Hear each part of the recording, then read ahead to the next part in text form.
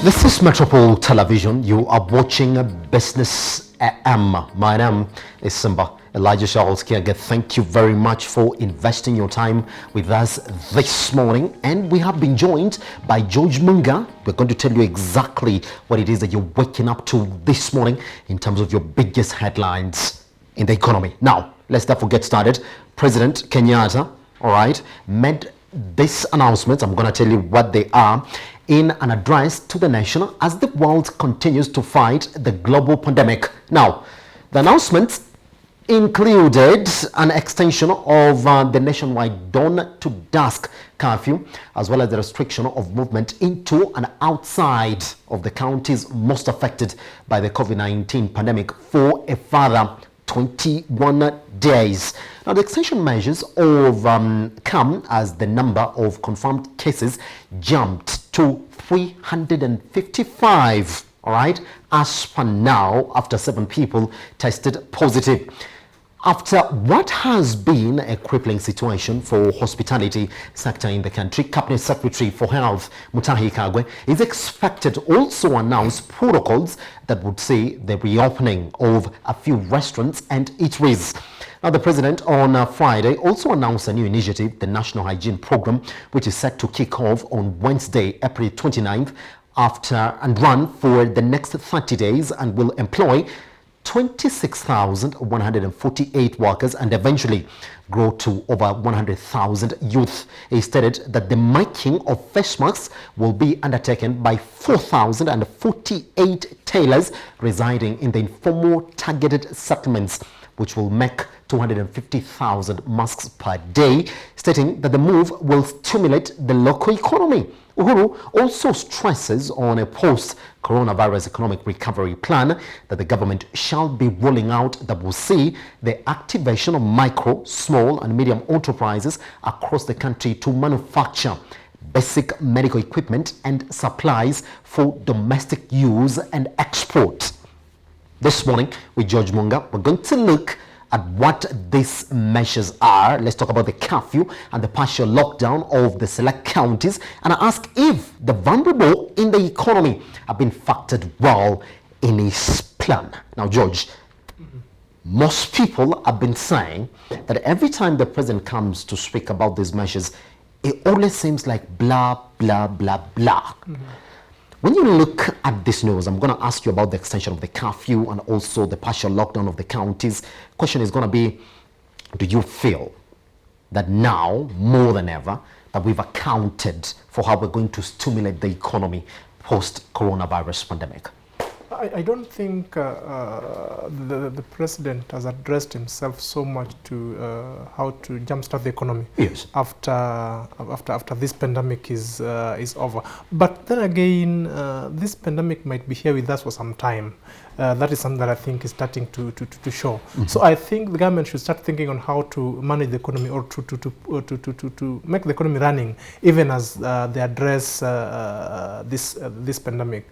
What the president talked about in stimulating the economy is, I think, just that is what we call a drop in the ocean. I think the president would expect to address himself to how to bring the private sector on board, yes, so that the private sector is the one that will drive now the economic side, yes, of this program. But that notwithstanding, I think probably they're on the right direction, because it shows that the government is thinking about the common mwananchi or the common populace when it comes to this. I think this pandemic has showed us some two important aspects in, yes, our economy. Yes. That one, we can survive with our local manufacturers, or we can survive with products manufactured locally, yes, as opposed to importing products from outside of this country. So I would expect the government to ride on this and spur local manufacturing, as opposed to importing almost everything from outside there. I think the government should address itself to that. Yes. Two, we've seen that some of our economy can rely on itself to push some of its program. We don't have to rely so much on our external financiers, our external supply chains, and so forth and so on. Yes. So I think government should address itself first to the local economy, two, to build capacity locally so that our economy itself can be able to employ our youths within our borders. So those are the areas that I would want to see the government looking into. But then there's something that normally puzzles me. Sometimes the government has very good programs, but the efficiency with which these programs are implemented is where the government normally misses it. Because saying that the hygiene program, so that will employ so many people to do the face mask, how will those funds be channeled? How will they be managed? That is where the rubber meets the road. I think if the government addresses itself to those issues, yes, then they can be able to put money back into the pockets of the common man. Pretty much, isn't it? Just before we talk about the new measures, therefore, of sort of reopening the economy, because you can actually see even on the global sphere, the focus right now is exactly how we can start to think about reopening the economy. Exactly. Well, President Uhuru Kenyatta seems to have thought through the process of how he can spur the MSME sector within the country.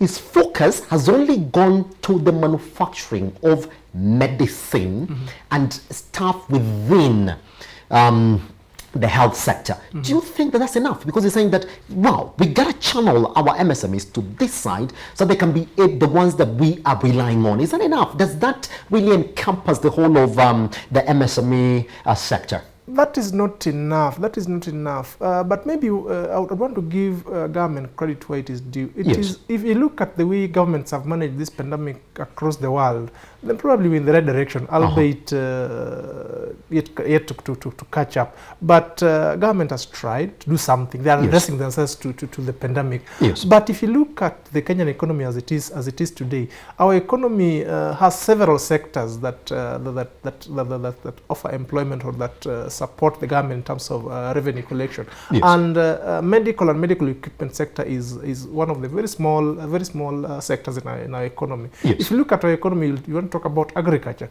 That is an area that the government must address itself too. You must talk about hospitality, because that's an area that's a very big employer in our economy and has suffered greatly within this pandemic. You must talk seriously about manufacturing, and when you talk about manufacturing, then you must address yourself to construction, which has suffered heavily within this period. So I believe that that probably is just the initial steps in the measures the government is taking to address this pandemic. But that is, I can say for sure, that is not adequate to address where we are today. If you look at the last 1 month, so many companies have restructured, so many companies have shed off staff over that period. And you'd want to bring these companies to a level where they can go back and pick those stuff that they shed off before the pandemic. And therefore, you must address yourself to all the sectors in the economy if you are to address the economic impact of this pandemic. Yes. All right, therefore, just quickly before we jump into the next one this morning, Mutahi Kagwe did announce that they do understand how the hospitality sector and the tourism sectors got a big hit because of this COVID-19 pandemic. George Waliside, they are going this week to announce some of the protocols that the restaurants and eateries within the economy have to follow as they try to mull a plan for reopening. Do you think that that is the best place to start in terms of reopening the economy? It's a good place to start, especially Yes. if you address yourself to the hospitality industry in itself. Yes. The tourism sector might experience a big lull. I mean, for quite a long time. Yes. I'm foreseeing it going into 1 or 1.5 years before it recovers. Therefore, I think what the government is trying to think is to try to sustain this sector. with local resources or local tourism, so to speak. So by encouraging them to reopen, albeit with those protocols, is a step in the right direction. But I think government will have to do a lot of work to bring back tourism to where it was. Yes. Remember, tourism was really suffering even before the pandemic. So for government to bring it back to where it was in 2018, 2017, they'll have to do a lot of work. They'll have to invest a lot in advertising, in trying to just sensitize people, and in trying to look at other markets as opposed to our traditional market, so that they can bring it back to where it was. Yes. Remember that tourism is a very big employer in our economy, especially in the coastal countries, which have suffered greatly because of this pandemic. Yes, which therefore begs the question, therefore, George, because we do know, yes, for the past 21 days, which is now a month plus, that this sector has been heavily affected. Exactly. So if you are therefore talking about that they gotta be the first ones that are going to open, should have we expected something extra, because the numbers, the specifics about these affected places are known? Agree. I think what the government has put in place, I think, is, first of all, is policy. Yes. We are yet to see tangible action or tangible. You see, you must put your resources, yes, to what you want to achieve. So you'd want to see government committing resources probably in the next 1 or 2 weeks, yes, to show that they are serious about spurring this sector of the economy back to life. I hope government would want to start with the local tourism first, before they venture into the other market. So I would want to see a very tangible steps that the government is going to take to bring back this sector into now the back to life, or back to where it was pre the pandemic. Pretty much, isn't it? Let's therefore jump into the next big issue. You have to be aware about this. Now, your April salaries might be delayed, even as you are going to get more into your pocket because of the COVID-19 pandemic. Now, I want to take you back to a debate where MPs now last week inserted new clauses while rejecting others, raising the possibility of further delays in assenting to the omnibus bill should the president opt to disagree with the raft of changes introduced by the legislators. Now, the National Assembly granted the president his wish of reducing income tax, but also rejected some revenue-raising proposals such as tax on food and agricultural imports. Now, members of parliament stopped Treasury from imposing taxes on bread, cooking gas, milk, fishing nets, medical products, fertilizer, mosquito nets, and agricultural pest control products, as well as animal products. Now, parliamentarians also inserted a new clause in the bill that bars employers from sacking workers or forcing them to take pay cuts during the current or future pandemics. Now, as the debate goes on around the bill, the public sector's integrated paywall database has, for instance, been locked, and processing of April salaries put on hold in anticipation that the bill will be passed into law early enough that the private sector as well as on hold as they await the bill to mirror their records with KRA. Question being, should have the law been bypassed in the turning into the bill into law, owing to these new complexities and the dire need to cushion the vulnerable? I want to take you back to what the United States were doing when they were actually coming up with this raft of bills. It didn't take long, George. Exactly. There was a proposal. 1 week down the line, pretty much it's into law. All the economic packages, proposal, and then immediately they were fast-tracked just to make sure, therefore, that these effects, therefore, get to reach the economy. First and foremost, George, should we have bypassed the law if in reality the government was acting in good faith? On this, I want to say that even with the pandemic, yes, the government or the Kenyan constitution was not suspended, so to speak. Yes. So the role of making laws still lies with Parliament. I think my opinion is that there was a disconnect, a small disconnect between the executive and Parliament. Yes. Because remember, President Uhuru Kenyatta mentioned or brought forth these measures. I think it was 2-3 weeks weeks ago, Yes. and they were being discussed in Parliament last Friday. So that I don't know what happened within the 2-3 weeks.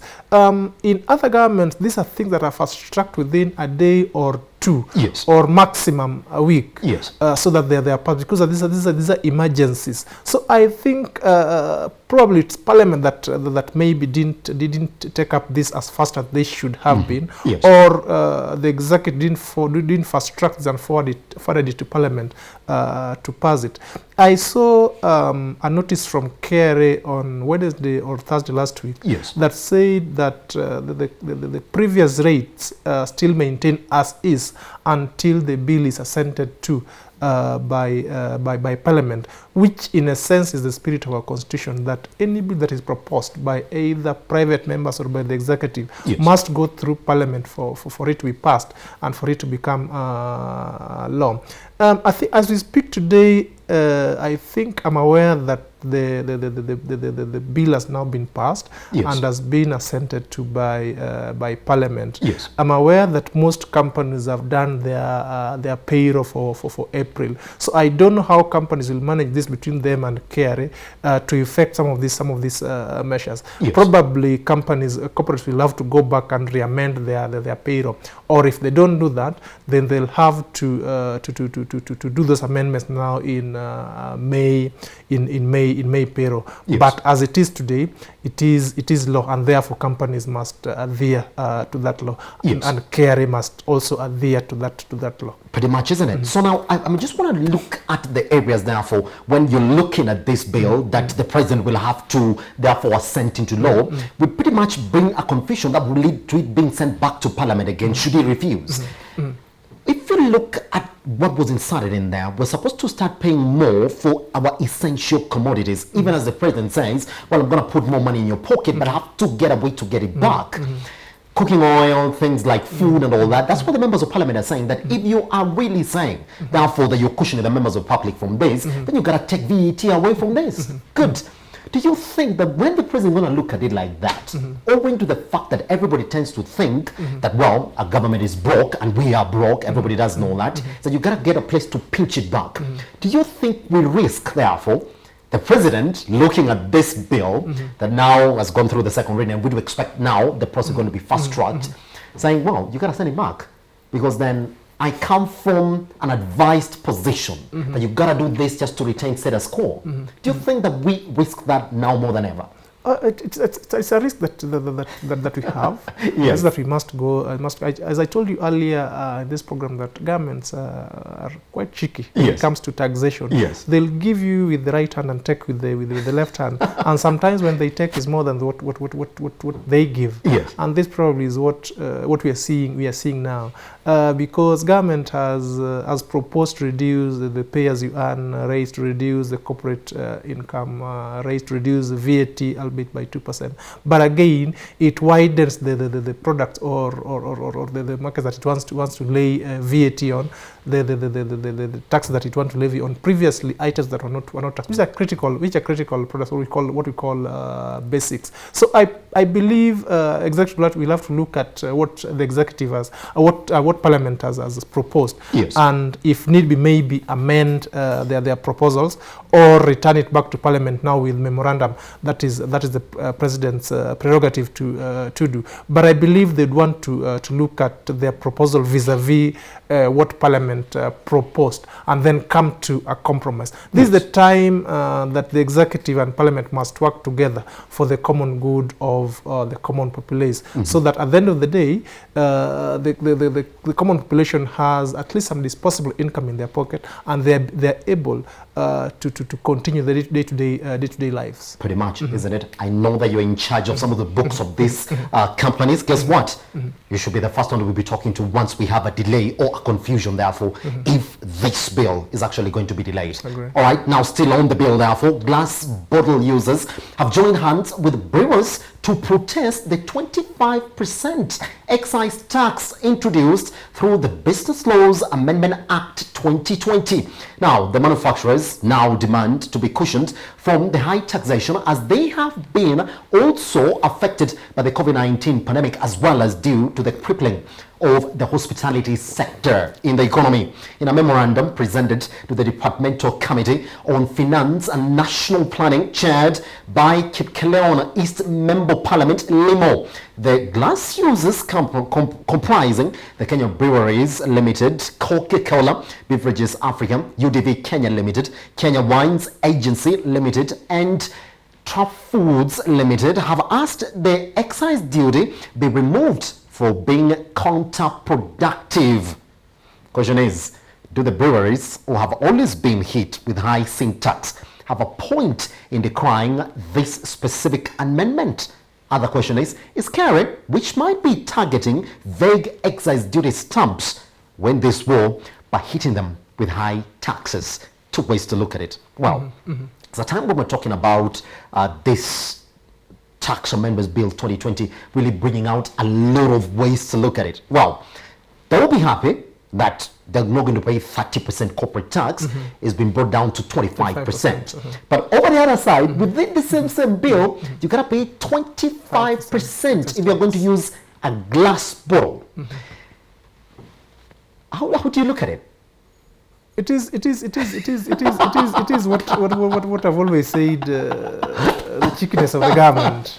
Because if you look at the 5% tax break that companies have been given on income tax, the 25% excess duty that is being levied, then you see the government is giving 5% and taxing 25% on the other side. Remember that beverage companies, that is both soft and hard drinks, had been slapped with the heavy excess duty tax in the previous year's budget. They protested, but this went through, and this is part of the issues that Keroche had with KRA that is being litigated in our courts. When this time around, the government was a bit cunning. They say they're not going to increase the excess duty now on the beverages themselves, but they're going to impose 25% excess duty now on the bottles. But who uses the bottle? It is the breweries that uses it. So essentially, they're just passing this tax again back to the beverage manufacturing companies. Because of course the persons who manufacture the bottle will pass that burden to the beverage manufacturing companies, and then eventually will go to the consumer. So I think it is a bill that is, the timing is wrong. Let me put it that way.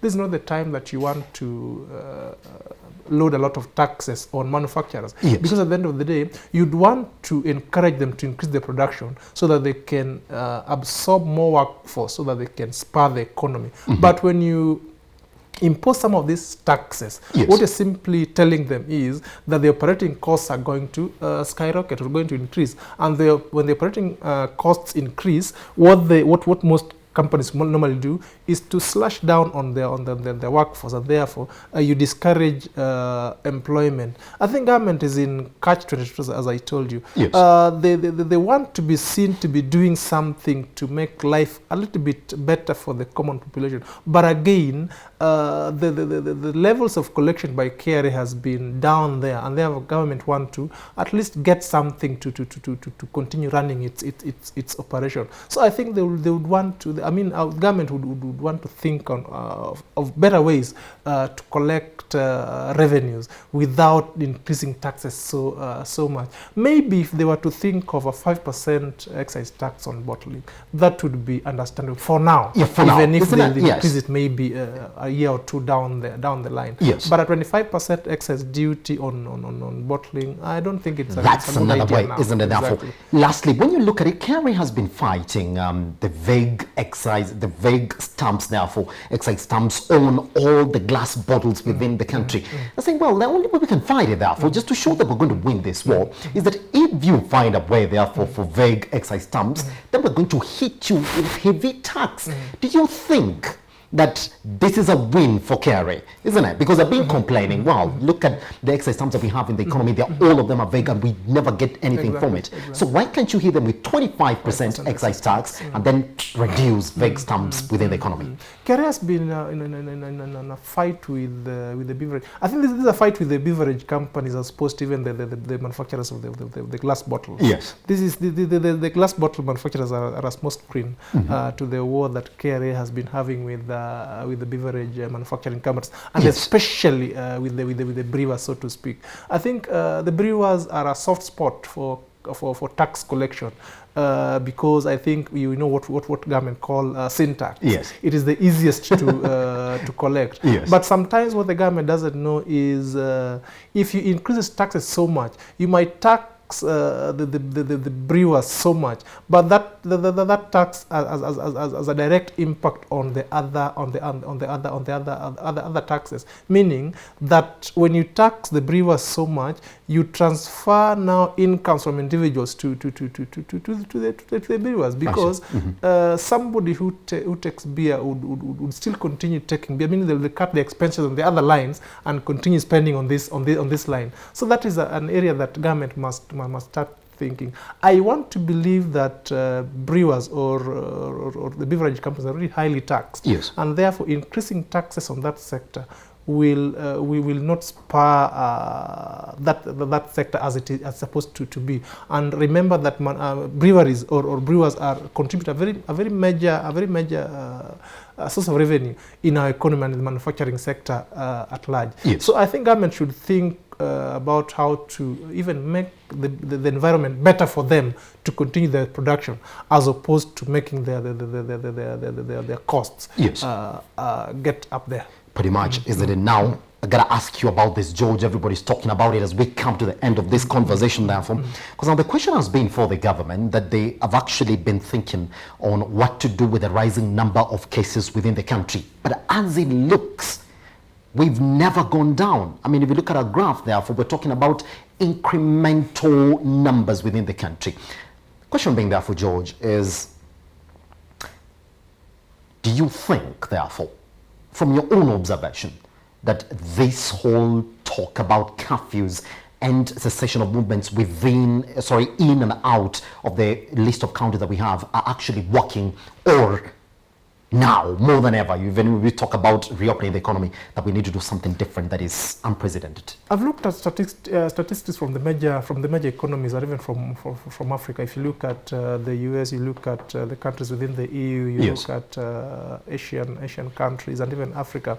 I want to believe, and I want to from my opinion, I think the Kenyan government has done a good job Yes. to manage this pandemic so far. Yes. We are in the second month now, and our statistics are not looking that bad if you compare them with the other economies. If you look at what has happened in the US, what has happened in Spain, what has happened in Italy. In Africa, probably you want to look at what has happened in South Africa, and maybe closer home what is happening in Rwanda. I think our figures are manageable. So far, so good. Yes. We've not had crisis in our health facilities. We've had 14 deaths, which is regrettable. But then again, if you look at the numbers that we have reported vis-a-vis what other countries have reported, then I want to believe that the Ministry of Health, and by extension the government of Kenya, has done their best in this scenario. Yes. Probably where they need now to start thinking, the land they need to start thinking of is now how to jumpstart our economy, even as we manage the health side of this pandemic. Yes, pretty much. George, thank you very much for joining us this morning. All right, those are the sentiments of George as regards how the government, therefore, has been handling the COVID-19 pandemic. And it says, according to him, if you look at the numbers, therefore, that we have reported vis-a-vis what our neighbors are reporting, then they have done a good job. Question being also, are you playing your part? Are you trying to stay at home if you can? Are you trying to help your neighbors also cope up with this COVID-19 pandemic as we wait, therefore, on reopening of the restaurants and eateries within Kenya? It's possible that you can actually go eat in a restaurant now if, and that's the warning, your restaurant is keeping protocol. And Mutahi Kagwe says you can report them if you feel like you're working in a restaurant where they're not following those rules. It's up to us to wait. Take him back to the time that he came into the studio at Metropole TVKE. That is on YouTube, Twitter, Facebook, and Instagram. We are live. Once you're there, talk to us. 20146. That's your SMS line. Good. Now, once we come back, though, what are the economies around fighting biggest challenges to our economy now? Remember, we're talking about malaria. It's the heavy rain season. How are we also coping up with the fight? Once we come back.